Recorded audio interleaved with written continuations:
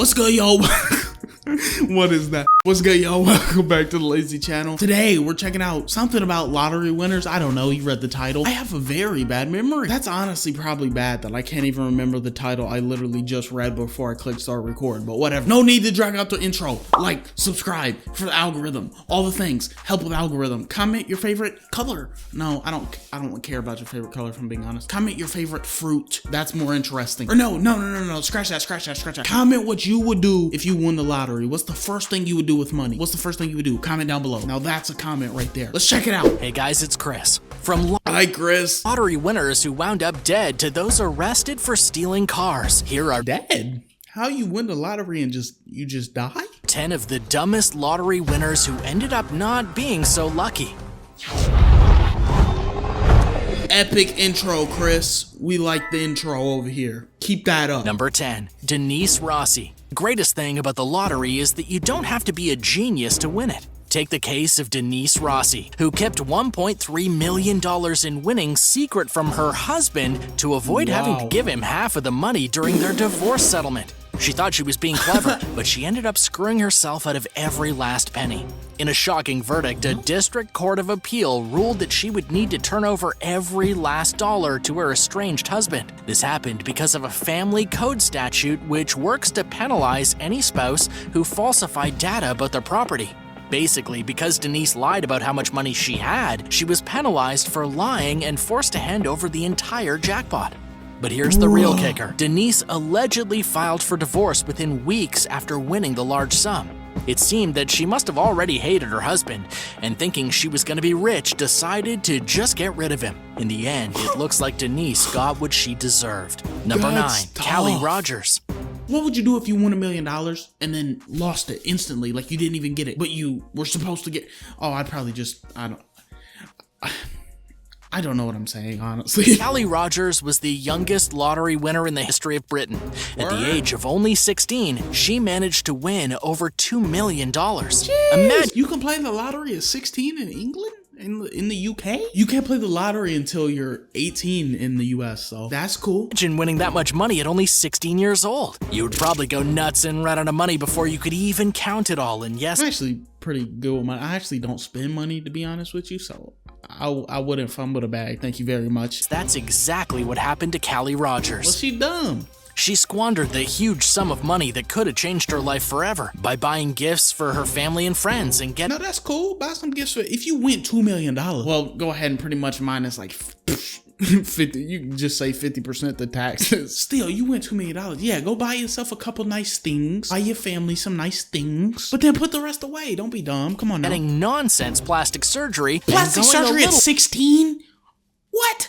overboard in just about every aspect of her life. This makes sense considering before she won the lottery, she had been making only around $4 an hour as a checkout girl. Just weeks later, terrible. she moved in with a guy in a luxury bungalow, and he would soon become the father of her children. At Fast 16? forward down the road, it turned out that the guy who had been interested in a 16-year-old girl was a bit of a bummer. The relationship soured. Rogers had some serious issues with mental health. She had her children taken away from her, and her life turned to garbage. Plus, she ran out of money. Today, Callie Rogers is happier than she's ever been, making only around $15,000 a year. She has her kids, she understands the value of money, and she's even fighting to get the legal age limit for gambling in Britain raised to 18, claiming that nobody so young should suddenly win so much money. All right, Callie. I mean, what's 2 years really ain't gonna make a difference. Like 16 and 18, if you get $2 million at 16 and $2 million at 18, chances are you're probably gonna blow it if you're not smart. It's not even really age, to be honest. There's people that's like 30, 40. They're gonna do the same thing because they don't know how to handle money. Like people aren't taught how to handle money like properly. I had to teach myself, you feel me? Save your money, kids. Because by no means was I rich as a kid, had money, nothing like that at all. I just knew when I was older, which I mean, I'm still only 18. I wanted money. I didn't want to be broke. I didn't want to be poor no more. So learn how to save your money. You got to learn on your own for real. They don't teach you in school. They're never going to teach you in school. the most you've ever won on a lottery ticket or scratch off? Let me know in the comments below. I think I've won like $5. And then be sure to click that subscribe button if you I think I probably won like a couple $100 one time. haven't already. Number 8, Alex and Rhoda Toth. Next, we have another couple who went from rags to riches and then back again. Alex and Rhoda Toth won $13 million in 1990 after Alex purchased a lottery ticket. At the time, their family had been broke and struggling just to survive. Even though Alex and Rhoda said in an interview after their big win that the money wasn't going to change them, it corrupted them absolutely. For whatever reason, the couple thought it would be a good idea to live in a hotel room for 3 months in Las Vegas, spending $1,000 a night on the room while gambling away massive sums of money. They bought everything in sight, then eventually got bored, purchased a home in Florida, and settled down with their kids.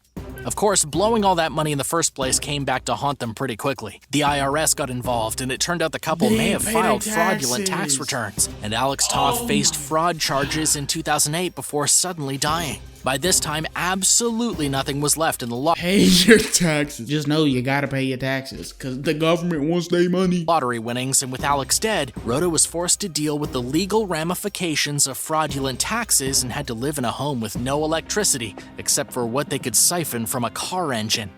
How do you blow 13 mil? How do you blow 13 mil?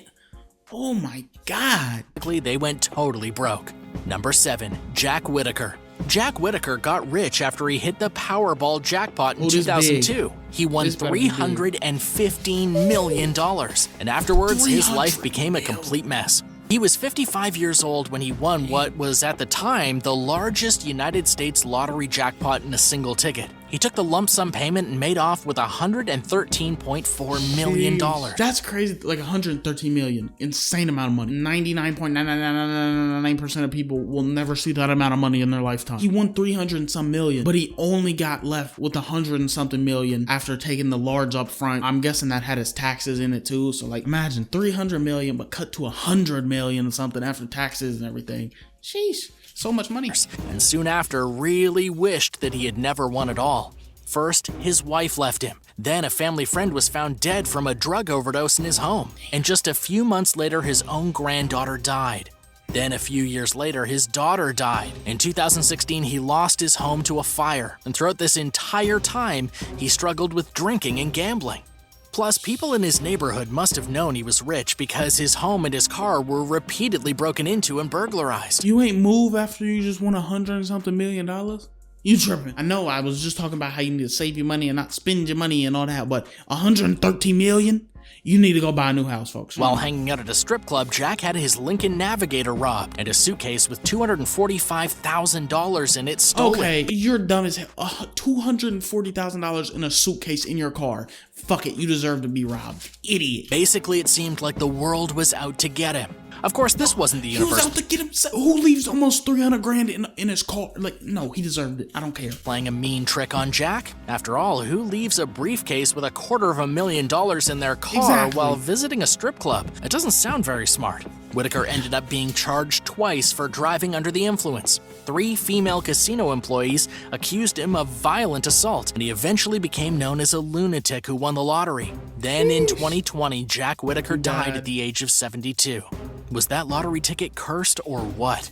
Number 6, Jonathan Vargas. Jonathan Vargas won the Powerball jackpot of $35.3 million at the young age of 19. Not long after winning, multiple threats were made on his life, and he ended up needing to hire a bodyguard.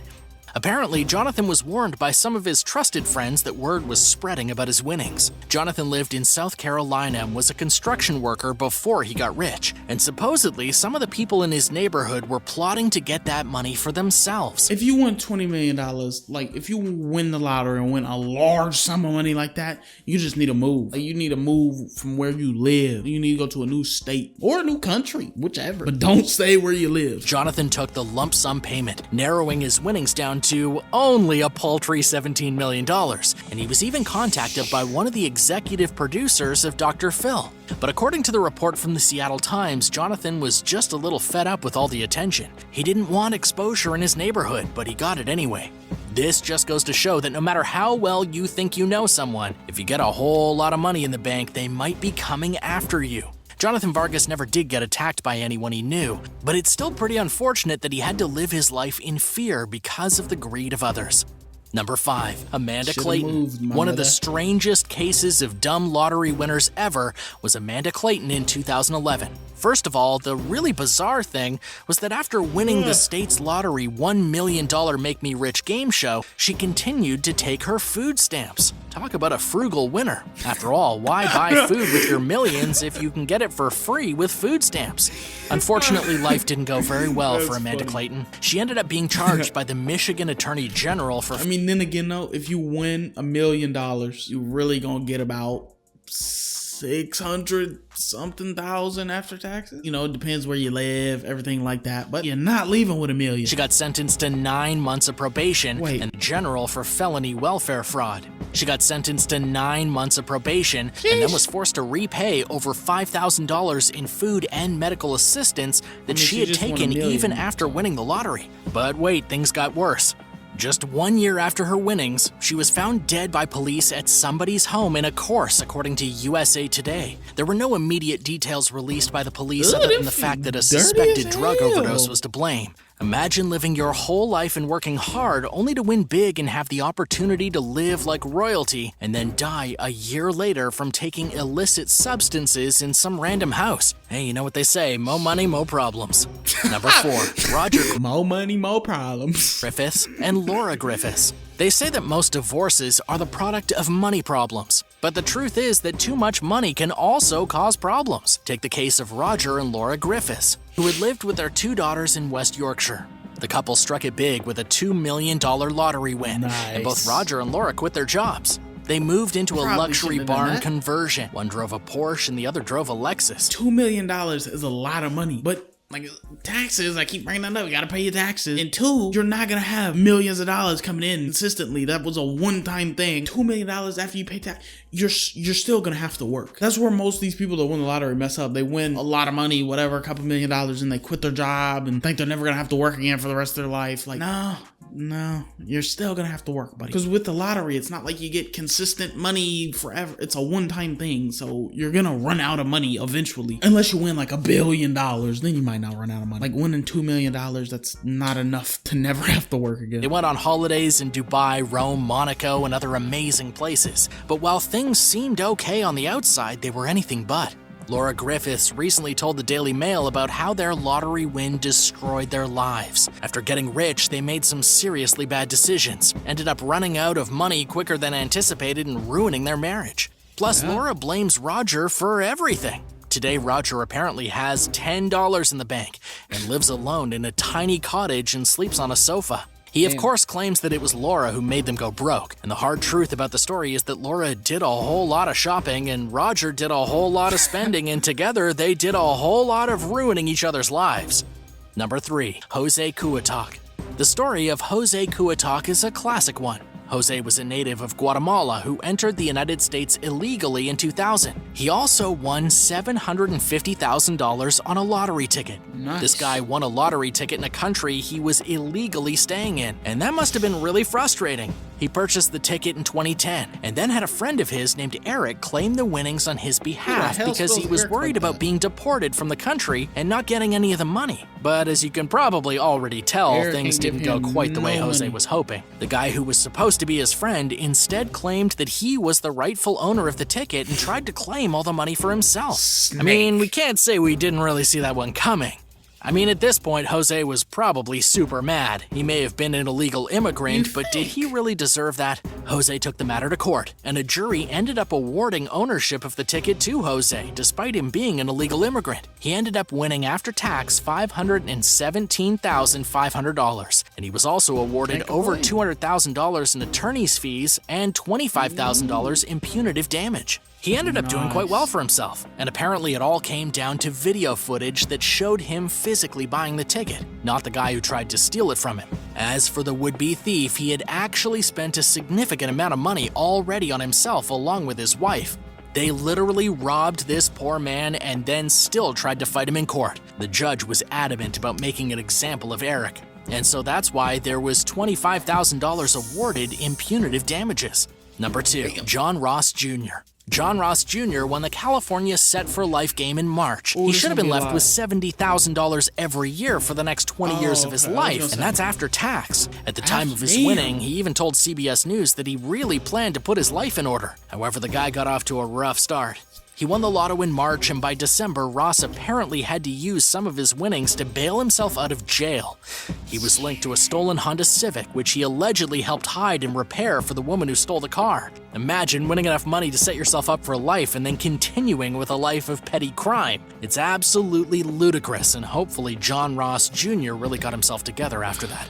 Number 1, Sharon. That really is the best way to win the lottery though. Like if you win, to get it like over like years, right? $70,000 a year for 20 years. You know how many people dream of making $70,000 a year? And he just gets it every single year for 20 years. And that's after tax too, so sheesh. Tirabassi. Our final story in today's video is Sharon Tirabassi, a woman who won $10.5 million and Wow. 9 years later was flat broke. She was the winner of the Hamilton Lotto, and after rolling in dough for almost a decade, she finally ran out of funds. She ended up having to take a bus to her part-time job kept your just so job, she could folks. support her children and pay her rent. And just to interject here for a second, you would really think that one of the first things a person would do when winning all that money would be to buy a vehicle outright, so they wouldn't ever have to take a bus again, right? But apparently that just wasn't in the cards for Sharon. She really could have used a financial advisor in the beginning sorry. because within just months, she was purchasing houses, designer clothes, trips, loaning money. Well, the houses isn't bad. Buying multiple houses, and then if she rents them out, that's good. But designer clothes, taking trips, no bueno. How you win $10 million though and not buy a car? What? To friends and handing over cash to her family. According to Sharon herself, she would sometimes check her bank account to see how much money she had, but she always saw how many zeros that she had and she just didn't care. That was until one day when she realized there weren't very many zeros left. She then claimed it was time to stop having fun and just go back to a normal life. For Sharon, a normal life apparently meant waiting at the bus stop and struggling at a low-paying job. But things aren't all bad. After all, money really can't buy a person happiness. And Sharon says she's happier Making today help. living paycheck to paycheck than she ever was when all she did was shop. She claims that now she feels like she has more of a purpose in her life. Folks, you could have kept your job and had a whole bunch of money. You could have never had to worry. Like, imagine, just kept your job and just kept working like normal, like nothing happened. But you got $10 million in the bank, so you never have to worry. You ain't never gonna have to worry, oh, how I'm gonna pay this bill, how I'm gonna do this, how I'm gonna do that. Like, you got the money. But no, you wanna go blow it all, and then, oh, now you got nothing. Now you back working a shitty job, making fucking minimum wage. But anyways, I appreciate y'all for watching. I love y'all. Ta-ta. Ooh, any situation, I'm a big factor. Brought out the Glock with the Ruger, I'm a mismatcher. Ooh, baby, squeeze that punani on me, okay?